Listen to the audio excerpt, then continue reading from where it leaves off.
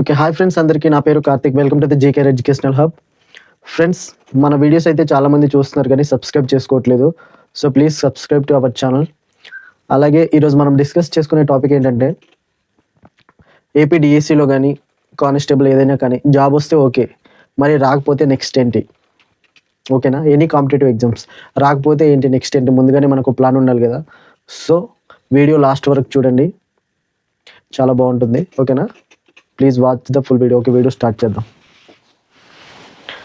Okay friends, మీకు డిఎస్సిలో మంచి స్కోర్ వచ్చిందనుకో, మీకు జాబ్ వస్తుందనేసి అందరూ ప్రేమగా మాట్లాడే ప్రయత్నం అయితే చేస్తారు. కానీ అది ప్రేమ కాదు, నటన. మన ఊర్లో వాళ్ళు వీళ్ళందరూ నెక్స్ట్ మన ఫ్రెండ్స్ ఏదో ప్రేమగా మాట్లాడడానికి ట్రై చేస్తూ ఉంటారు, కానీ అదంతా నటన. లోపల మాత్రం కుళ్ళుకుంటూనే ఉంటారు. పరాయి వారు కూడా మనవారు అయిపోతారు. మన గురించి బేడ్గా చెప్పిన ప్రతి ఒక్కరు గుడ్గా చెప్పడం అయితే స్టార్ట్ చేస్తారు. సో అది జాబ్కున్న పవర్. మరి జాబ్ రాకపోతే ఎలా? అదే మనుషులు మీ గురించి బ్యాడ్గా చెప్తారు. ఎన్నో కల్పితాలు మీ గురించి అల్లి అల్లి అల్లి వీళ్ళ పేరెంట్స్ వీడికి చదువుకోవడానికి పంపిస్తే వీడు అక్కడ వెళ్ళి చేసింది ఇలా అలా. కానీ మన పేరెంట్స్ అయితే మనల్ని అర్థం చేసుకునే ప్రయత్నం అయితే చేస్తారు, ఎందుకంటే మనల్ని కన్నారు కదా. నాకు తెలిసి ఇప్పుడు కూడా మీ ఊర్లో వాళ్ళు ఏమి ఇంకా ఖాళీగానే ఉన్నావా, ఏం జాబ్ చేయట్లేదా, ఇంకెన్ని రోజులు ఇలా ఖాళీగా ఉంటావు, ఏదో ఒకటి చేయొచ్చు కదా, నా ఫ్రెండ్స్ ఇలా తెలిసిన వాళ్ళు ఉన్నారు అక్కడ జాయిన్ అవ్వచ్చు కదా, ఇంట్లో ఖాళీగా ఎందుకు ఉంటావు, ఇలా అని మీకు చాలామంది ప్రెజెంట్ అయితే అడుగుతూనే ఉండి ఉంటారని అనుకుంటున్నాను నేను. కానీ మన పెయిన్, మన బాధ వాళ్ళకి అర్థం కాదు. మనం ఎన్ని సంవత్సరాలు నోటిఫికేషన్ డిలే అవుతూ ఇలా చదువుకున్నాము, అసలు జాబ్ ఎందుకు మిస్ అయింది ఏంటి అన్నది వాళ్ళకి అర్థం కాదు. సో ఇంట్లో వాళ్ళు తలదించుకోకూడదన్నా, బయట సొసైటీలో మనం గౌరవంగా తిరగాలన్నా, బ్రతకాలన్నా ముందుగానే మనకి ఏదో ఒక ప్లాన్ ఉండాలనేసి వీడియో చేస్తున్నాను. అంతేకాని మీకు ఏదో భయపెట్టాలని మరి ఇంకేదో అనేసి చేయట్లేదు. సో ముందుగా మనకి ఏదో ఒక ప్లాన్ ఉండాలి. జాబ్ వచ్చినా రాకపోయినా మేము ప్రతిదానికి రెడీగా ఉన్నామన్న దాంట్లో ఉండాలనేసి వీడియో చేస్తున్నాను. ఈ వీడియో అందరికీ యూజ్ అవుతుందని అనుకుంటున్నాను. ఫ్రెండ్స్, జాబ్ వస్తే ఓకే, కానీ ఒక్కొక్కసారి దేవుడు అందరి తలరాతలు ఒకేలా రాయరు కదా. సో మన తలరాతని మనమే మార్చుకోవాలి. అలాంటి సిచ్యువేషన్లో మనం ఎంత ఇబ్బందులు ఉన్నా ఫైట్ చేయాలి, తప్పదు. ఫ్రెండ్స్, నేను ఎంతో అనుభవంతో చెప్తున్నా. నిజంగా నాకు ఫాదర్ లేరు, అమ్మ ఒక్కతేనే ఉంది. సింగిల్ పేరెంట్ ఉండి చదివిస్తే ఎన్ని ఇబ్బందులు ఉంటుందో నాకు తెలుసు. సో ముందుగానే మనకు ప్లాన్స్ ఉండాలని ఎందుకు చెప్తున్నానంటే, కొంతమంది డబ్బున్న వాళ్ళు ఓకే, మరి డబ్బు లేకపోతే వాళ్ళ ప్లాన్స్ ఏంటి నెక్స్ట్? ముందుగా ప్రిపేర్ అయి ఉండాలి కదా ప్రతిదానికి. మన తల్లిదండ్రులు ఓల్డ్ అయిపోయి ఉంటారు. ఇప్పుడు నా ఏజ్ ఇప్పుడు 25, అంటే ఆల్మోస్ట్ అమ్మ ఓల్డ్ అయిపోయింది. మరి అలాగే మీ పేరెంట్స్ కూడా కొద్ది గొప్ప ఓల్డ్ అయిపోయి ఉంటారు కదా. వాళ్ళకి ఇప్పుడు మనం చూసుకునే వయసు, ఇంకా వాళ్ళకి డిపెండ్ అవ్వకుండా మనం ఏదో ఒకటి ప్లాన్ చేసుకోవాలి కదా. సో ముందుగానే అందుకనేసి చెప్తున్నాం, ముందుగా ఏదో ఒకటి ప్లాన్ చేసుకోండి అని. సింగిల్ పేరెంట్ ఉంటే ఎన్ని ఇబ్బందులు ఉంటుందో తెలుసా. అమ్మ ఒక్కతే ఉంటుంది ఇంట్లో. నేను బయటకు చదువుకోవడానికి రావాలి, నేను మా ఇంట్లో ఒక్కడనే. అక్క ఉంది కానీ పెళ్ళి అయిపోయింది. అంటే నాకే అని కాదు, వీడియో చూస్తున్న మీ అందరికీ ప్రతి ఒక్కరికి ఇలాంటి సిచ్యువేషన్స్ అయితే ఉంటుంది. సో నేను ఇటు చదువుకోవడానికంటే ఎక్కువగా ఇంట్లో గురించి ఆలోచిస్తూ ఎలా నెక్స్ట్ ఏంటి, చదువుకోవడానికి ఆర్థికంగా చాలా ఇబ్బంది అయ్యేది. నెక్స్ట్ ప్లాన్ ఏంటి, ఏం చేయాలి ఏంటి అనేది ప్రతిదీ ఆలోచించేవాడిని. అసలు నైట్ టైం నాకు నిద్ర పట్టేదే కాదు. సో ఏదైతే ఏం ప్రయత్నించాలి కదా అనేసి అలా ప్రయత్నిస్తున్నప్పుడు మన డిఎస్సి ఎవ్రీ మంత్ ఇంకో 2 monthsలో డిఎస్సి, 3 monthsలో డిఎస్సి అనేసి అలా డిఎస్సి రోజు రోజుకి అలా పోస్ట్ పోన్ అయ్యేది కదా. సో అలా రోజులు గడిచే కొద్దీ ఇంట్లో ఆర్థికంగా చాలా ఇబ్బందులు పడ్డాం. అంటే ఇంట్లో నుంచి మనీ పంపించడానికి కానీ వీటన్నిటికీ చాలా ఇబ్బందులు అయితే ఫేస్ చేయాల్సి వచ్చింది. రూమ్ రెంట్ కట్టాలి, వీటన్నిటికీ ఏం చేయాలా ఏంటి అనేసి బాగా లోన్లీగా అలా ప్రయత్నిస్తున్నప్పుడు మా ఫ్రెండ్కి అడిగాను అనమాట, ఏదైనా జాబ్ ఉంటే చూడొచ్చు కదా, ఇలాగ పార్ట్ టైం జాబ్. ఇప్పుడు అప్పుడిప్పుడే నోటిఫికేషన్ వచ్చేలా లేదు, ఏదైనా జాబ్ ఉంటే చూస్తే నేను జాబ్ చేస్తాను, ఈ నోటిఫికేషన్ వచ్చే టైంకి ఎంతో కొంత మనీ అరేంజ్ అవుతే సేవ్ చేసుకుంటాం కదా అనేసి అలా వర్క్ ఇండియా అనేసి ఒక యాప్ ఉంటుంది కదా, అందులో జాబ్ అయితే చూసుకున్నాను. ఆ జాబ్ ఏంటంటే వాళ్ళు వర్క్స్ ఇస్తారనమాట. ఆ వర్క్స్ మనం రాసి కంప్లీట్ చేసి ఇచ్చామనుకో, అలా చేసిస్తే మనకు 500, 300 ఇలా ఇస్తారు. అలా ఒక్కొక్కసారి నేను కేటరింగ్ కూడా వెళ్ళేవాడిని ఫ్రెండ్స్. అలా కేటరింగ్‌కి వెళ్ళిన తర్వాత అలా ఒక 2 మంత్స్ చేశాను. 2 మంత్స్ చేసి అలా ఖర్చుల 2 మంత్స్ పోను ఒక 15,000 అయితే నేను అలా సేవ్ చేసుకున్నాను. 10,000, 12,000 కోసం నెలంతా కష్టపడితే కానీ నాకు అర్థం కాలేదు ఫ్రెండ్స్. అంటే ఆహ్, మన అమ్మానాన్నలు మనకేదైనా పండగయినప్పుడు వాళ్ళు పాత బట్టలేసుకొని మనం ఎందుకు కొత్త బట్టలేసుకుంటామో నేను అప్పుడు రియలైజ్ అయ్యాను నిజంగా. ఆ మూమెంట్స్ అయితే నేను అస్సలు మర్చిపోలేను. అప్పుడు అనిపించింది ఫ్రెండ్స్ ఇలా అయితే ఇంకెప్పుడు చదువుతాము ఏటి అనేసి.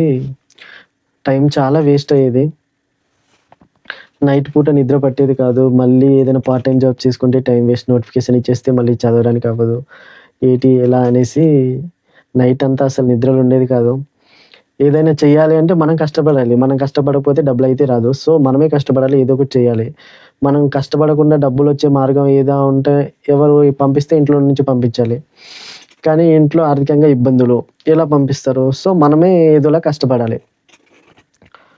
సో, అలా నేను ప్రయత్నిస్తున్న కొద్ది రోజుల్లో అలా తిరుగుతున్నాను. ఏదైనా ఇంకా తక్కువలో మంచి సాలరీ వచ్చి కొంచెం తక్కువ టైంలో ఉంటే ఒక 4 అవర్స్ ఉంటే 4, 6 అవర్స్ ఉంటే అలా జాబ్ చేసి చదువుకోవచ్చు అనేసి నేను అలా ప్లాన్ చేసుకున్నాను. ఇంకా అలా ఆలోచిస్తూనే రోజులయిపోతుంది. కొన్ని రోజులు ఆగితే అన్నీ సర్దుకుంటది గదా అని అనుకుంటాను. కానీ రోజులు గడిచే కొద్దీ ఇంకా పరిస్థితులు చాలా దారుణంగా మారిపోతుంది. అలా సెట్ చేస్తున్న ప్రాసెస్‌లోనే ఒకసారి నేను మద్దిలపాలెం సీఎంఆర్ ఉంది గదా! సీఎంఆర్ సెంట్రల్ దగ్గరెళ్ళాను. వెళ్ళిన తర్వాత మనం ఫస్ట్ ఫ్లోర్ ఎక్కిన తర్వాత రైట్ సైడ్‌న వెయిట్ చెక్ చేసుకునేది, హైట్ చెక్ చేసుకునే మెషిన్స్ ఉంటాయి గదా! సో, అక్కడెళ్ళి చెక్ చేపించుకున్నాననమాట. వెయిట్ చెక్ చేపించుకున్న తర్వాత హైట్‌కి రూ. 10, వెయిట్‌కి రూ. 10, రూ. 20 అలా తీసుకున్నారు. మన సైకాలజీలోనే ఉంటది గదా! అంతర్దృష్టి అభ్యాసన సిద్ధాంతం. మెరుపు లాంటి ఆలోచన వస్తది గదా! నాకప్పుడొచ్చిందనమాట ఆలోచన. ఆహ్, ఇదేదో బావుంది గదా అనేసి అప్పుడైతే ఆలోచనొచ్చింది. సో, నేను వెంటనే బీచ్ రోడ్‌కెళ్ళాను. బీచ్ రోడ్‌కెళ్ళి మొత్తం జూసాను. అలాంటివేం లేవు. సో, చూసిన తర్వాత ఏం చేశానంటే అదే మిషన్ కాస్ట్ ఎంతుంటది ఏటో ఒకసారి చెక్ చేద్దామనేసి షాప్స్ దగ్గరెళ్ళాను. మిషన్ కాస్ట్ అయితే కనుక్కున్నాను. వెయిట్ చెక్ చేసుకునే మిషన్ ఏమొచ్చి 1500 ఎంతో అన్నారు. ఓస్ ఇంతేనా అనుకున్నాను. అలాగే హైట్ చెక్ చేసుకునే మిషన్ ఏమొచ్చి 2000 ప్లస్ ఎంతో 2000 పైనే చిల్లర ఎంతో. ఆ మిషన్స్ అయితే చూసాను. ఇంకా నా దగ్గర ఉంది గదా! డబ్బులు ఫోన్‌పేలో దాచుకున్నాను. ఎంత 15,000 ఉంది గదా! సో, ఆ డబ్బులతో నేనేం చేశానంటే వెంటనే ఆ మిషన్స్ అయితే కొనేసాను. ఎంత అయింది? 3000 ప్లస్ ఎంతో అయింది 2 మిషన్స్ కలిపి. అలాగే నేను కొన్ని ఏం కొన్నానంటే బుక్స్, పెన్స్ ఇలాంటివి ఇవన్నీ కొనుక్కొని నేను రూమ్‌కైతే వెళ్ళిపోయాను. అప్పుడు మా రూమ్ ఇక్కడ గోపాలపట్నం దగ్గర అయితే ఉండేది. సో, వెంటనే రూమ్‌కెళ్ళిపోయి రూమ్‌లో నుంచి వెంటనే నెట్ షాప్ దగ్గరికెళ్ళాను. నెట్ షాప్ దగ్గరికెళ్ళిన తర్వాత నెట్ షాప్ అతనికి భయ్యా నాకు ఏ4 సైజ్ షీట్‌లో ఆహ్, ఇక్కడ జాబ్ వేకెన్సీస్ ఉంది. ఒక జాబ్ వేకెంట్ అయితే ఉంది.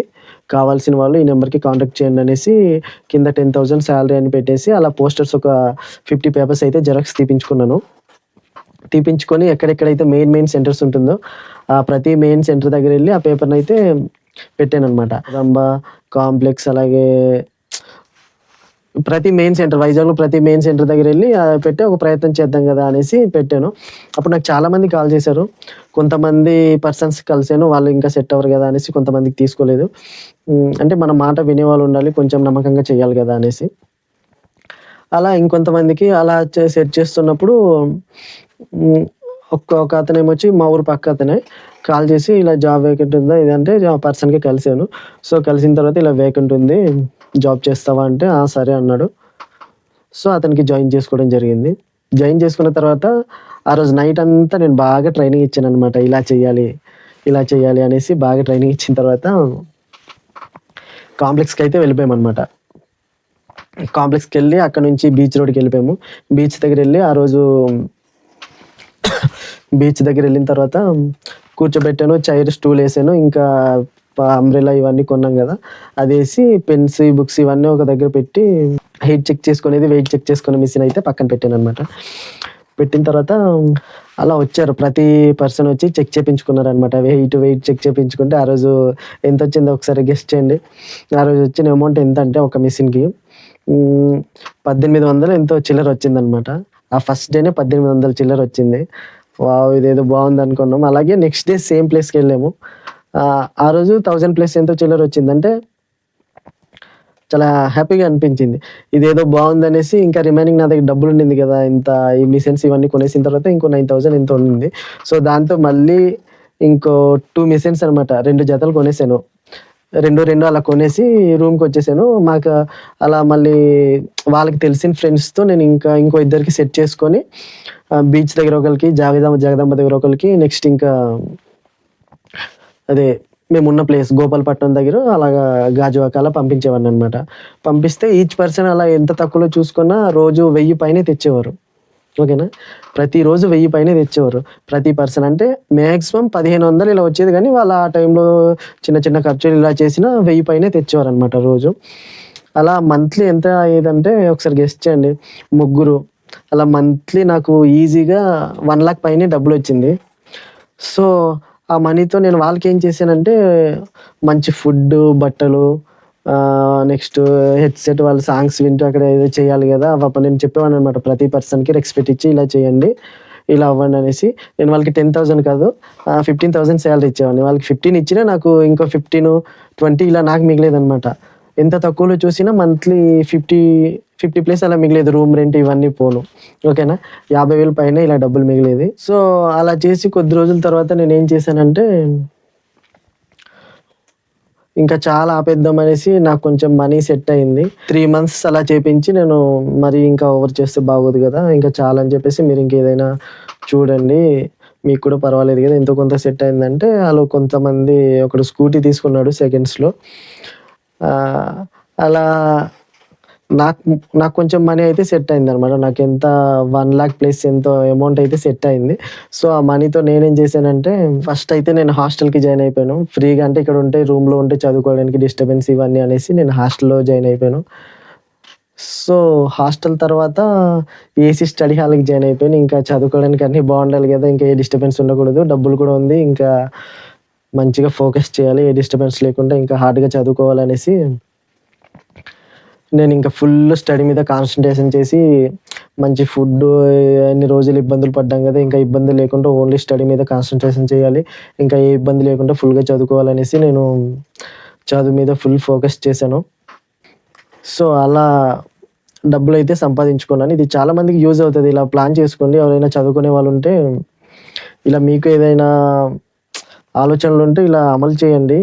ఇంకా మనం చెయ్యకుండా కూడా తెలివిగా ఆలోచించి చేసుకునేలా కూడా మనం చేసుకోవచ్చు. నేను చేసిన ప్రయత్నం ఏంటి, నేను వాళ్ళకి పంపించేసేవాడిని. రోజు డ్యూటీకి పంపించేస్తాను. నేను రూమ్‌లో ఉండి చదువుకునేవాడిని. అలా ఇక్కడ లైబ్రరీ ఉంటది గదా! లైబ్రరీకెళ్ళి చదువుకునేవాడిని. అలా డబ్బులయిన తర్వాత నేను స్టడీ హాల్‌కి జాయిన్ అయ్యాను. అలా ఒక 6, 7 మంత్స్ అయితే హ్యాపీగా హాస్టల్‌లోనే ఉండి అలా చదువుకున్నాను. డీఎస్సీ అయ్యే వరకైతే నేను హాస్టల్‌లోనే ఉన్నాను. డీఎస్సీ ఎగ్జామ్ కూడా హాస్టల్ నుంచే వెళ్లి రాసాను. ఫ్రెండ్స్ నేను ఇవన్నీ ఎందుకు చెప్తున్నానంటే, మనం గట్టిగా అనుకుంటే ఏదైనా సాధిస్తామనమాట. సో, మీరు నెగ్లెక్ట్ చెయ్యొద్దు. ఇప్పుడు జాబ్ వస్తదో లేదో సెకండరీ. ఫస్ట్ అయితే మనకు రెండో ఆప్షన్ అయితే ప్రతి ఒక్కళ్ళకి ఉండాలి.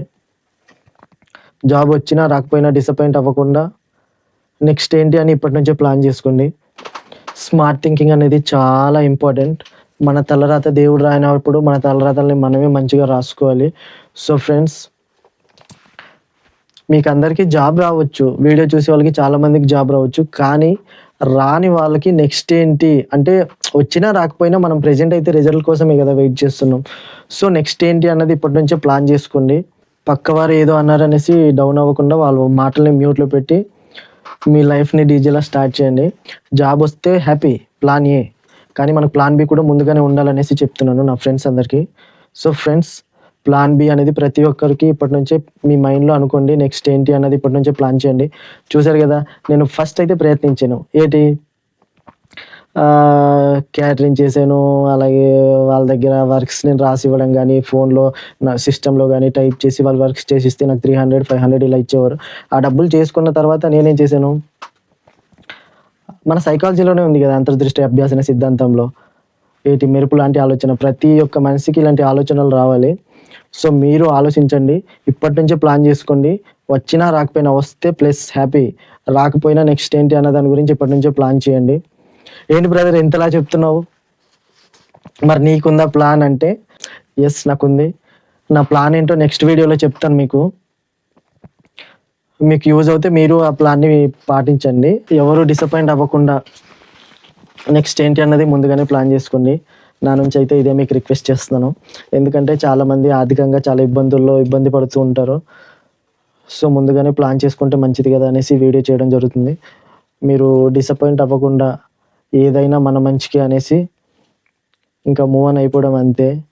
ఇప్పటికే మన ఏజ్ సగం అయిపోయింది, ఇంకా మహా అయితే మనం ఇంకో సగ జీవితమే బతకాలి. సో ఇప్పటి నుంచే ప్లాన్ చేసుకోండి. ఏదైనా చదువుకోవాలి అనుకున్న వాళ్ళకి చూసారు కదా, నేనైతే అలా ప్లాన్ చేసుకొని అలా కష్టపడి నాకు అలా డబ్బులు వచ్చింది, నేను అలా చదువుకున్నాను. మీ ప్లాన్స్ కూడా, మీరు ఆల్రెడీ మీ ప్లాన్ ఉంటుంది కదా, మీ ప్లాన్స్ కూడా ఉంటే కింద చాలామందికి ప్లాన్స్ ఉంటుంది, ప్లాన్ లేకుండా ఎవడు ఉండడు. సో మీ ప్లాన్స్ ఏంటో కింద కామెంట్ చేయండి. వీడియోని లైక్ చేయండి, షేర్ చేయండి. ఓకే ఫ్రెండ్స్, వీడియో నచ్చిందని అనుకుంటున్నాను. నేను ఇది ఎందుకు చెప్తున్నానంటే, ఇది డబ్బున్న వాళ్ళ కోసం కాదు, అంటే నాలాగా పేదవాళ్ళు కూడా చాలామంది ఉంటారు కదా, సో వారి గురించి అయితే ఈ వీడియో చేస్తున్నాను. సో మీకు అందరికీ యూజ్ అయిందని అనుకుంటున్నాను video. Thank you for watching. Please subscribe to our channel. Thank you. జై హింద్.